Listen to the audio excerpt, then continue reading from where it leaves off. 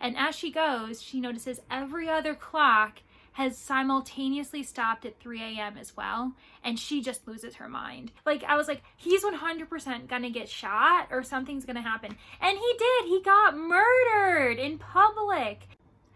I am still amazed that both books have frame-up jobs. They're based in Chicago, and alcohol is its own main character. Like, what are the chances?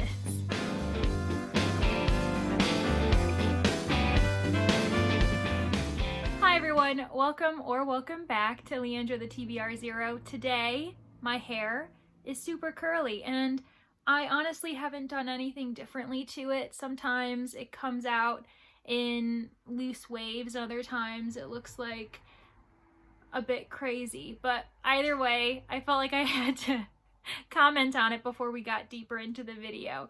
So I have another murder mystery vlog for you. I'm really excited, and I've been really enjoying the themes that I've just happened upon in every video I do.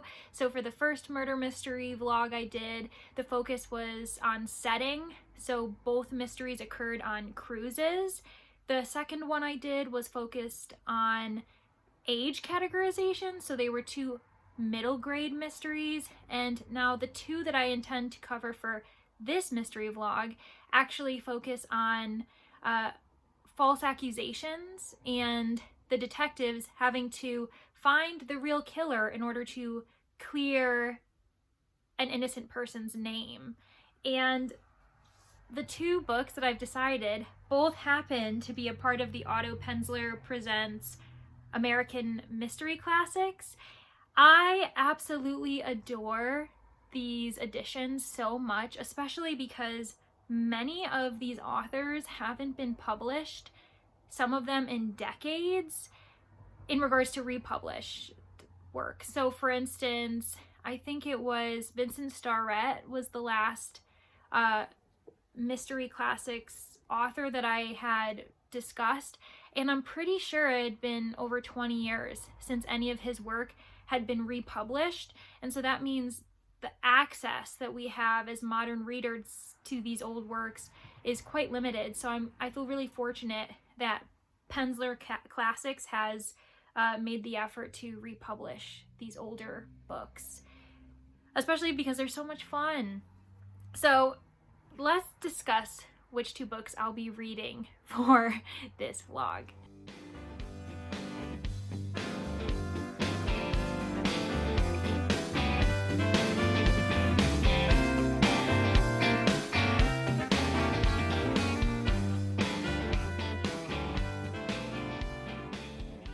Now, the first one fits the what a friend would enjoy prompt from my jovial jar of recommendations, and that's why it ended up being on my TBR list for the month. It also happened to be the pick for the Mysterious Bookshops Book Club, which is a bookshop based in New York City, and it's also the bookshop that I have my subscription through, featuring these classics.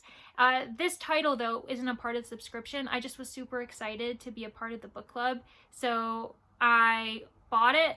And I know this is the TBR0 channel, so I'm supposed to be attacking the books behind me, but I was super excited, and I've just really enjoyed this series so far. So anyway, the book that I'm talking about right now is 8 Faces at 3 by Craig Rice, and you can see the bookmark. I've already started it. However, I don't think I'm going to be giving an update for this one until around page 100, so I haven't hit that yet, so I'm not going to give you an update just yet. But I think that this collection is the exact reason why you should actually read the introductions that are often provided in classic works, because I've learned so much about these American mystery authors of the early to mid 20th century, and this one in particular, Craig Rice, immediately I was like, okay, great. This is a man author who wrote mysteries. And immediately in the introduction, you learn that the author's real name was Georgiana Ann Randolph Craig. So this is actually written by a woman, and she just had her pen name be Craig Rice because Rice ended up being her aunt's married name, and her aunt raised her, and Craig was her original last name. So that's how that worked out. So that's why introductions are very important to read. But anyway, I'm really enjoying the book so far. Pretty much what's happened and what goes along with the synopsis is this old horrible woman, Aunt Alexandria, ends up being murdered. And when her body's discovered, next to her is her niece, Holly, and Holly's fingerprints are on the knife. While Holly goes off on this chaotic rant about all of the clocks stopping at 3 a.m., everyone being out of their beds with beds made, and her being the only one in the house, she discovers the body, tries to remove the knife, and ends up fainting. So, of course, because she's the only one in the house and the only one without an alibi, she is taken in and arrested for the murder. And now this defender of the guilty, John J. Malone, who is known for getting murderers, thieves, any of that sort who actually are guilty off on either an insanity plea or an acquittal, he is assigned Holly, and it's a crazy case for him because Holly actually might be innocent, which is not usually the case for him. So I'm super excited to keep going in with this. And yeah, this is 100% fitting the prompt of, I guess, solving the case in order to save an innocent's life who has unjustly been arrested. The second book that I will be reading for this mystery vlog is Headed for a Hearse by Jonathan Latimer. And as I said, fate is on my side because this book actually is a part of my subscription service with the Mysterious Bookshop in New York City. And again, we have our protagonist, detective, having to solve a mystery in order to clear the name of someone else. And it says here that Robert Westland's date with the executioner is just around the corner when he finally decides to fight the murder rap, sending him to the electric chair. Framed for his wife's grisly demise, Westland is in a bind, and his last hope is Bill Crane, a booze-soaked detective who's as ruthless with a quip as he is when trawling the streets for Chicago's most brutal criminal element. I also just discovered, reading the back again, that both of these books are set in Chicago, and both of them have very heavy themes of drinking and just the party life, I suppose, in those days. Wow, oh my gosh, this could not be more perfect. I am so excited for this video to continue, and I really hope that both of these end up being amazing reads. I think they are, actually. I think they're going to be. So wish me luck, and I'll see you in my first update. Bye, everyone!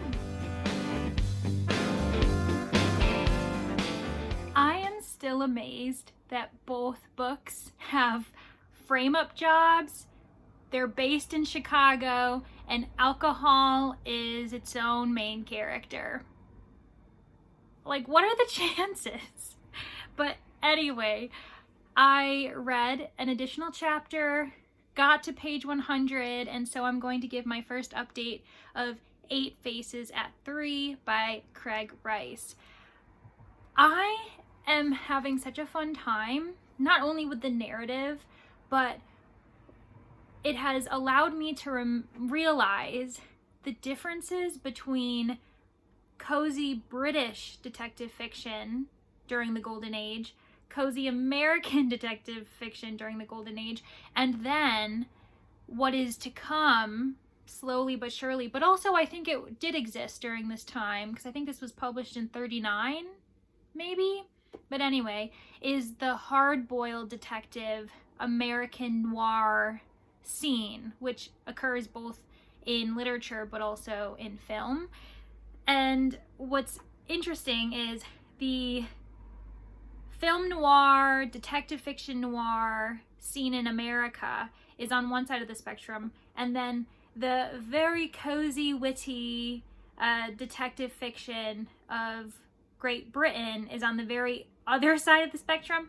And then we have these American classics. There is certainly a lot of chaos going on in regards to many characters clearly being alcoholics, but there's the party scene, they're going out to clubs. It's literally insanity.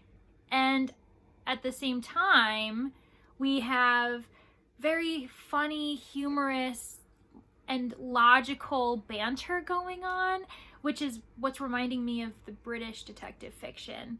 I can 100% see that Craig Rice is writing around the same time as Vincent Starrett and John Dixon Carr, because those are the two authors that she's reminding me the most of. Basically, we open up, the book is in third person narration and it moves across characters, but the first perspective we get is Holly, and she is waking up and she's disoriented and she sees that her clock has stopped at 3 a.m. And then she proceeds to search for her brother, search for the servants, and as she goes, she notices every other clock has simultaneously stopped at 3 a.m. as well, and she just loses her mind. So then she finally goes in search of her Aunt Alex, who is this horrible woman who's apparently been immobile and lost her ability to walk around for the past 12 years, although everyone is still terrified of her. So she goes in search of her, and that's when she comes upon the dead body with 3 stab wounds in her withered bosom, and then she faints because like everything is just chaos for her. So then we move on to the perspective of Jake Justice, which, what a name that is. That just immediately makes me think of like fun, classic, crazy detective names, though his name ends US, not ICE. But anyway, so he is like the manager agent of the man who is a band leader, but also the very new husband of Holly, because they eloped in secret. And Jake, knowing John J. Malone, who is the defender of the guilty, brings him into the fold. There's also a neighbor who is completely off her rocker, but she's so glamorous and everyone is just under her spell, and her name is Helene Brand. I'm saying Helene because it ends with an E and not with an N, so I'm saying it in like the French kind of way. But she honestly just traipses around in these blue silk pajamas with a fur coat on, and I believe she wears slippers as well.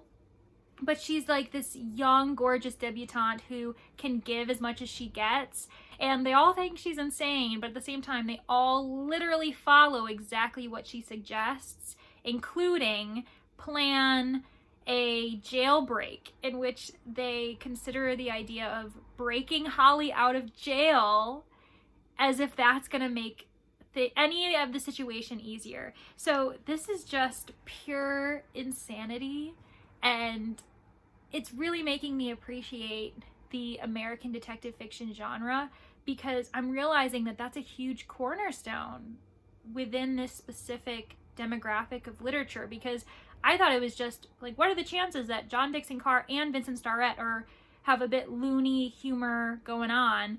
But Craig Rice has confirmed that that's a really big part of American detective fiction, and I am eating it up. It's very different and refreshing, although, you know, I don't dislike British detective fiction, obviously I adore it, but it's just refreshing compared to the very reserved and conservative characters that you often find in British mysteries of, you know, the golden age. So anyway, having a lot of fun. I'm a little under halfway done, and I really, really hope that the solution is as fun as the journey has been. Yeah, until next time, bye! Good morning. I have read a little bit more of 8 Faces at 3, and There's so much happening. Half the characters have just gone on a bender, and then the preceding day, a few of them are discussing a new knitting stitch. So we've got everything under the sun, and it is honestly so much fun. I am really enjoying it so far. Oh my gosh, how did I forget this? Another character has gone missing. So Craig Rice is definitely keeping us on our toes, and I really cannot tell you what's going to happen next. The one thing I will say is I have a running theory of who I think the murderer or murderers was. So we're going to see if I end up being correct on that. And one kind of like, it's not surprising, but it's annoying kind of thing is that there was a reference in a joking manner of SA, and it was between the two key lovers in the book. And as they were like flirting and having a lot of fun, like you've been seeing the banter back and forth as you read, there's a moment where the woman says, oh, if we're not careful, or eventually one of us is going to R-word the other. And then the man says, oh, well, if it's me, I won't struggle, which is like, I get that this was 39, but like, are you kidding? That's like really just skeevy. That's not fun. That's not a cool, like, oh, so clever. Like, it's a gross kind of concept to associate with two characters that you're kind of having fun watching them, you know, flirt with each other. So I was like, oh, that dampens the relationship a bit. It's not surprising because of the time. I mean, a lot of authors during the 20th century, and even today, some of them say off-putting comments in their books that are racist, sexist, ableist, you know, all of those horrible, upsetting, yet very prevalent topics that exist. So I just thought it would be important to mention it and make sure that if anyone does pick up this book, they're prepared for that, because while I'm still thoroughly enjoying the mystery, the characters are so upbeat and vibrant, I just thought it would be important to mention that. One other aspect that I'm finding really fascinating is that Helene Brand, the very eccentric and cunning character, is reminding me very much of Craig Rice. And I'm wondering, and I don't know anything about Craig Rice really, however, I do know that she ended up dying quite young, and I think it was substance abuse, like alcoholism. But there's a line where someone tells Helen that they didn't recognize her, and she says, like, not many people do, and like she murmurs it, and there's a few other comments where you can tell that there's something below her very carefree party girl facade. And I don't know, I'm just wondering if that's something that Craig Rice also was dealing with, since she's known as someone who was super festive and kind of out there. And yeah, she ended up dying, I think, at 49, which is crazy. Oh my gosh, actually, this is a lot longer than I thought. So I have quite a long ways to go. I think now I'm at halfway almost. And I thought I was halfway at the last update, so I'm glad I've given you 2 updates so far. But yeah, I am very, very excited to see if my own assumed solution is the right one, and to let you know what other crazy shenanigans these characters go up to. Until next time.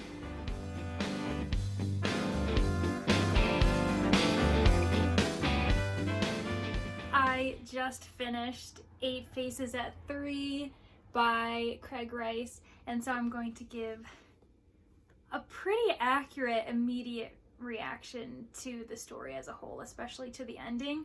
And I'm going to tell you that in the last update, I said that I had assumed that I knew who the killer was and how they did it, even though I didn't really know what the motive was just yet. And I ended up being right. So I knew who the murderer was pretty early on, but I'm a reader of mysteries who still appreciates how the puzzle pieces slowly get put together, and I ended up really enjoying learning how it was done and the reasons for why the miserly old aunt had to die. So I 100% don't find it a waste of my time that I had guessed correctly, because there were still so many pieces I had to get to know. But there's so much to say about this book that I've realized I haven't been mentioning in my other updates. First of all, the atmosphere is amazing.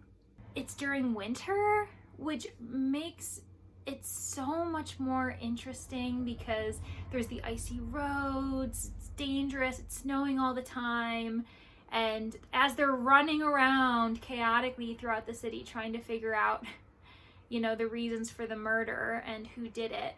So it was just so atmospheric. I don't often read mysteries, especially in the detective fiction genre, that are based during winter time, unless it's centered around a holiday, you know, like a Christmas murder or something like that. So it was just super fun, and I really enjoyed that this was during the wintry months.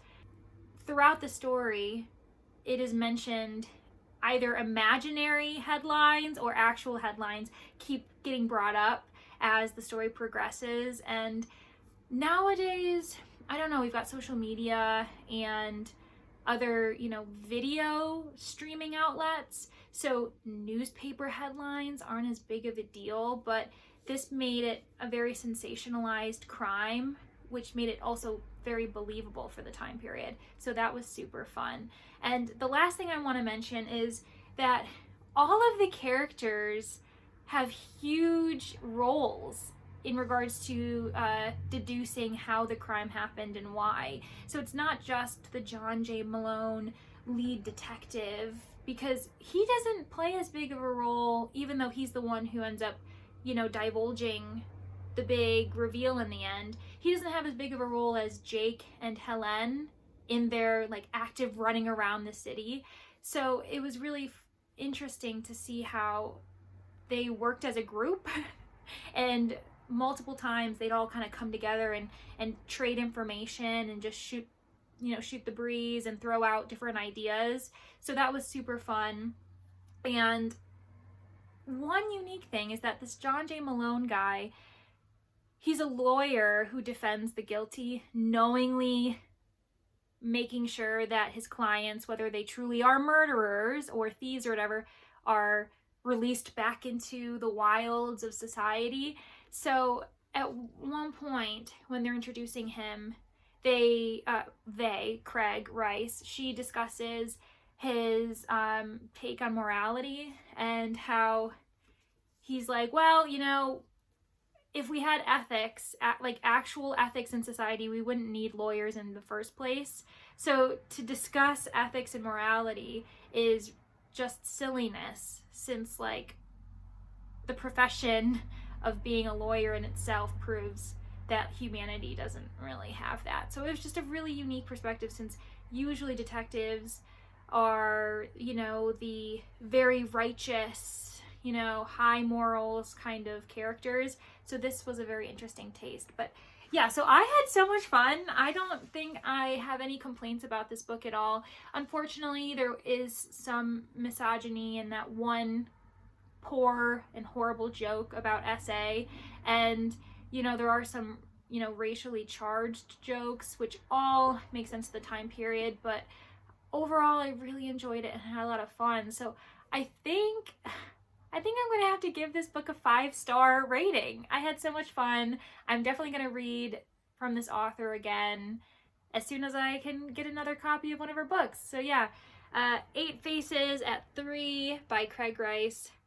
5 stars, and on to book 2.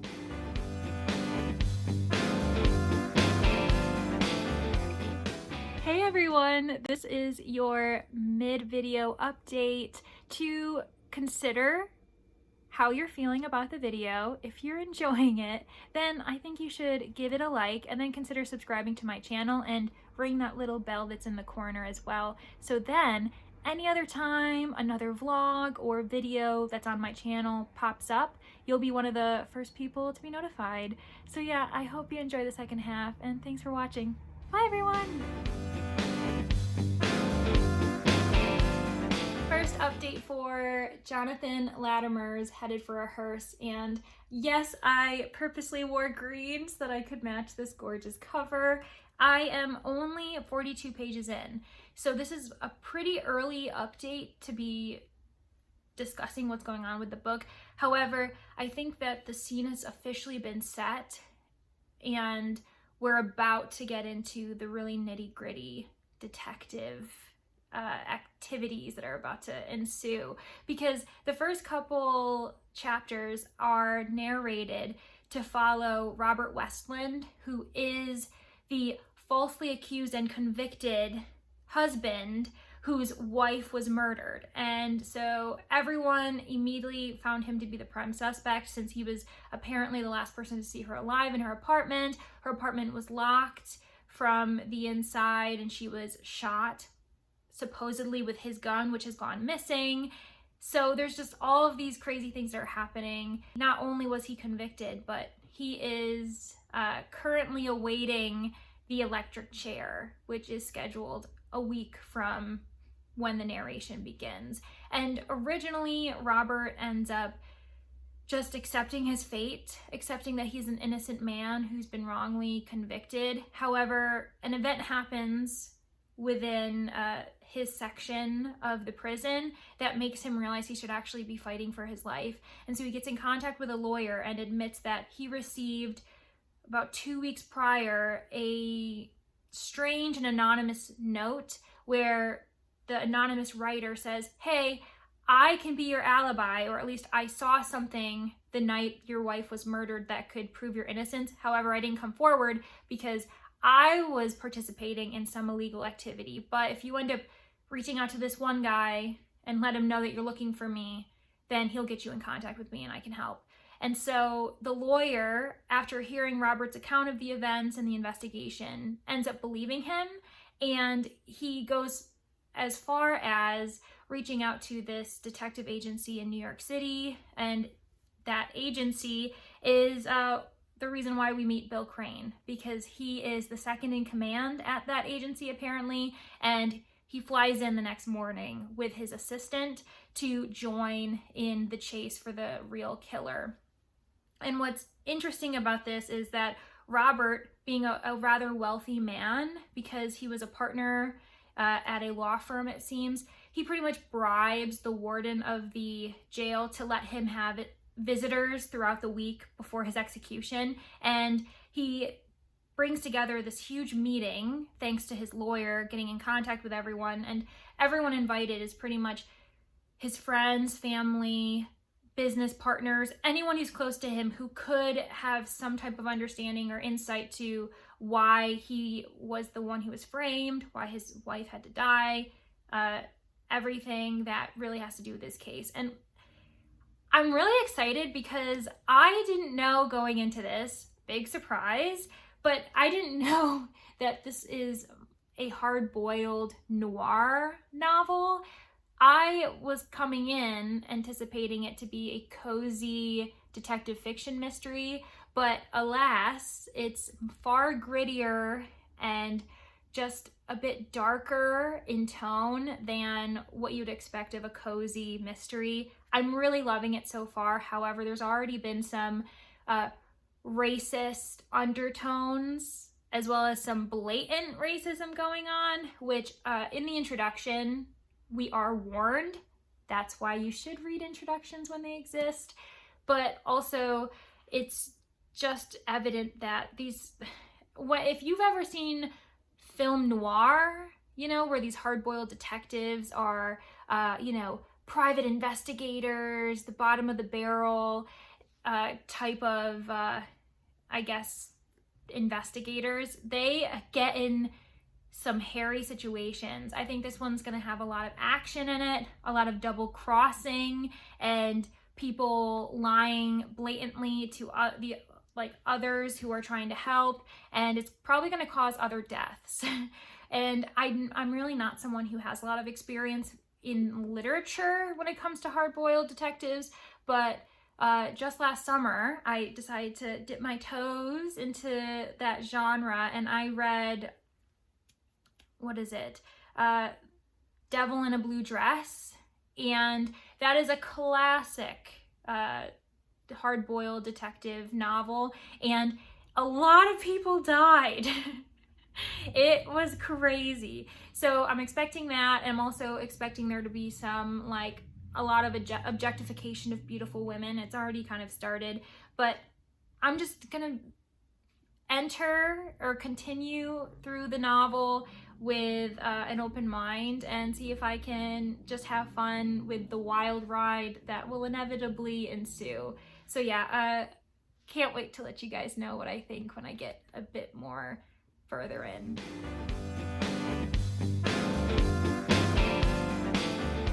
Second update for Headed for a Hearse, and what did I tell you? Violence galore, objectification of women on almost every page, and overt racism for days. Yay! I mean, it's not a surprise, I guess, especially because this is a hard-boiled noir detective fiction novel.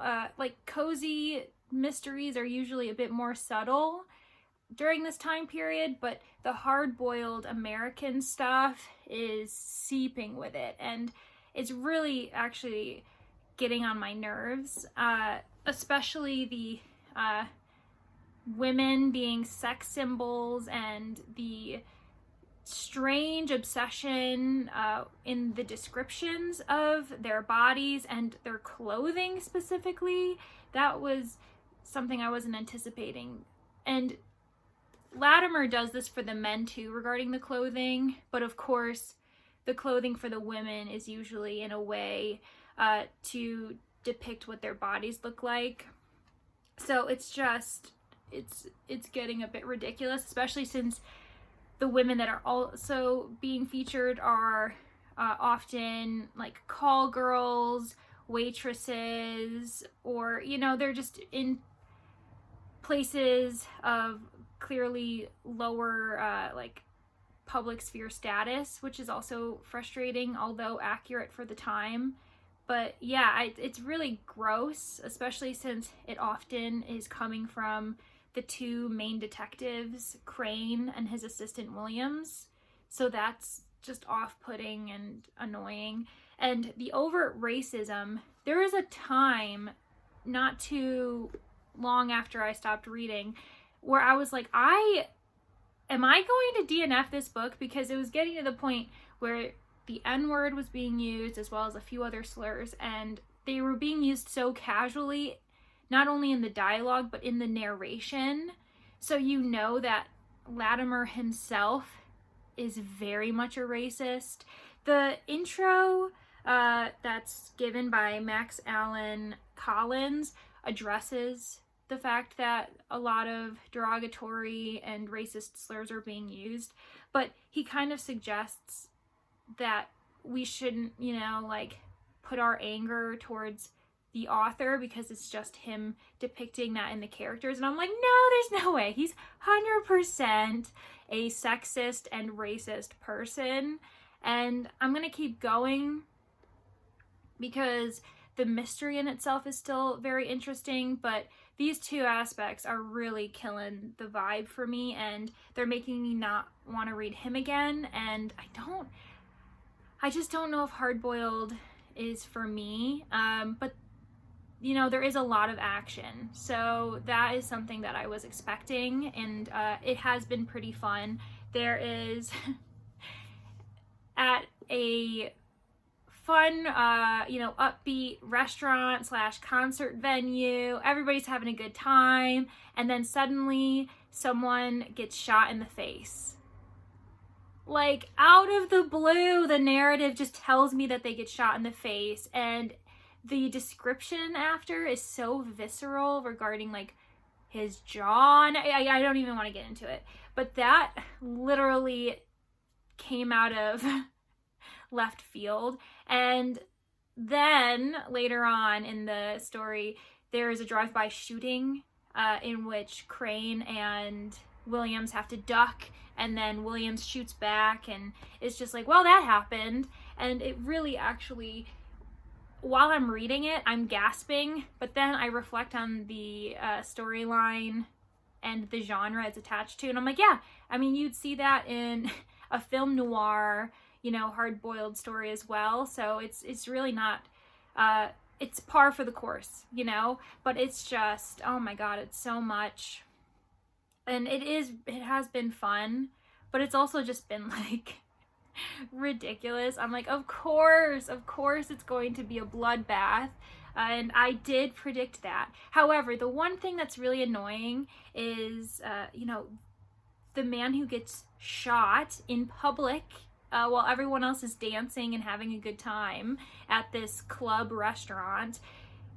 Literally, the lawyer and the detectives all announce to all of the like suspects who were brought in that first meeting, because they're suspects, but they're also like potential witnesses and will help solve the crime, but you know, one or more of them are 100% involved in the frame-up job.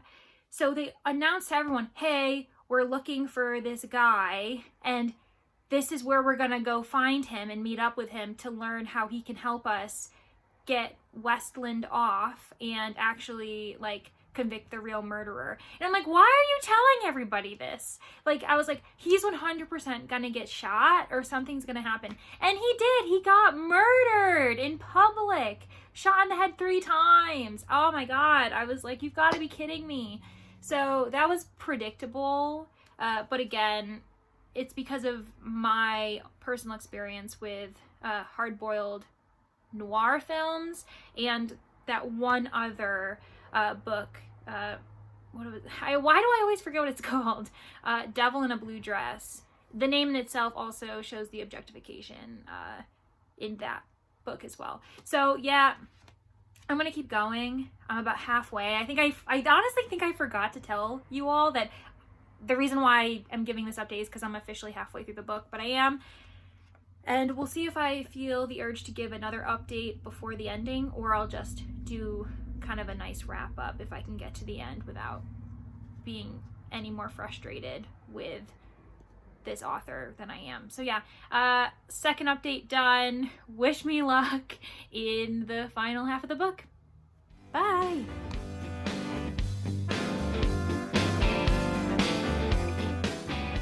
I finished Headed for a Hearse last night, and I want to say the last update I gave you all was about halfway. So a lot's happened, and I am so disappointed because, you know what, the mystery itself was very complex. It was compelling, and I had a lot of fun trying to figure out if my own predictions were correct.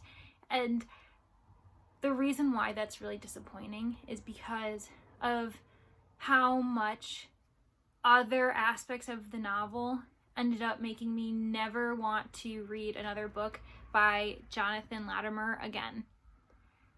I just don't think the hard-boiled detective fiction genre is for me, because what seems to be the case from my own experience is how ingrained racism and the objectification of women is in the narrative. If you're writing a hard-boiled mystery, it seems like those are 2 major ingredients you have to have, and I just couldn't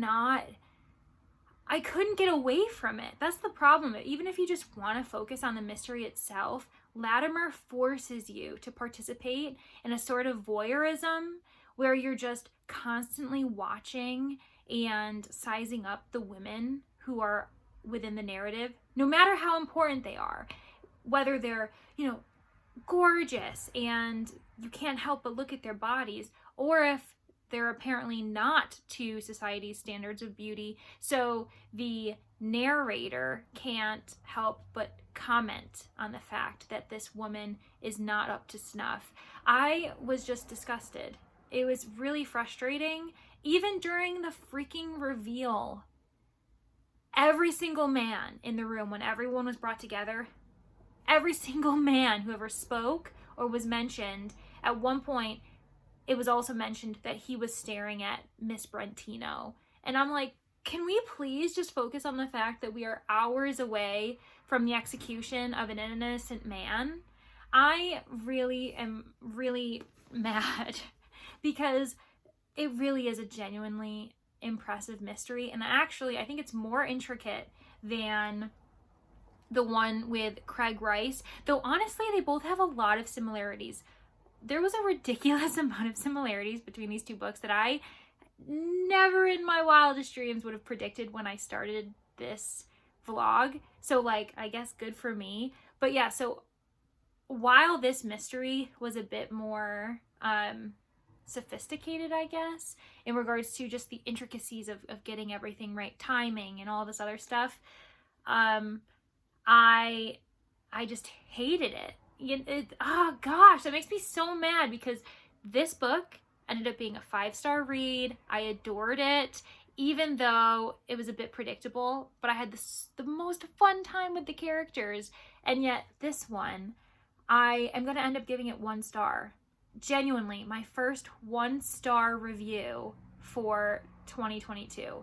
On top of that, the other thing that both of these books have was a heavy amount of alcohol. And while it's hard to ignore in this book, especially since there's, driving while intoxicated, which apparently was normal back in the day in the 30s, and a lot of the characters are sleuthing while they're tipsy. I didn't mind this for 2 reasons. One, the falsely accused innocent woman who the cops were searching for, she was safe and not in jail for most of the book. Whereas for this one, the innocent man is literally 1 week away and counting down to the day of his execution. Like, the reason why this book is compelling is because the chapters begin with Monday, noon, Wednesday morning. Like, you feel the time kind of shrinking for this man who's going to die soon.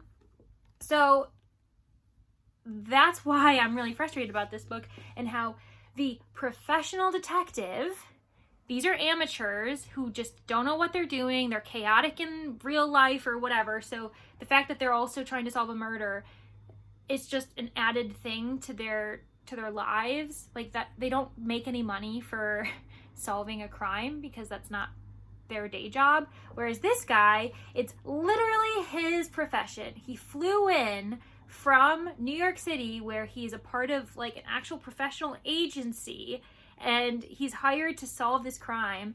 And at one point, he is so drunk and belligerent that he just falls onto a woman's Davenport, and he has to spend the night there while his friends leave him there because they just can't take care of him, and he passed out.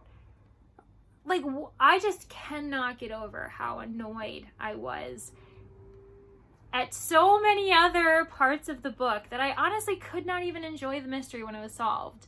So yeah, it's amazing that I ended up getting to read a 5-star book while doing this vlog and then a 1-star book to follow it, because the differences were just made that much more stark.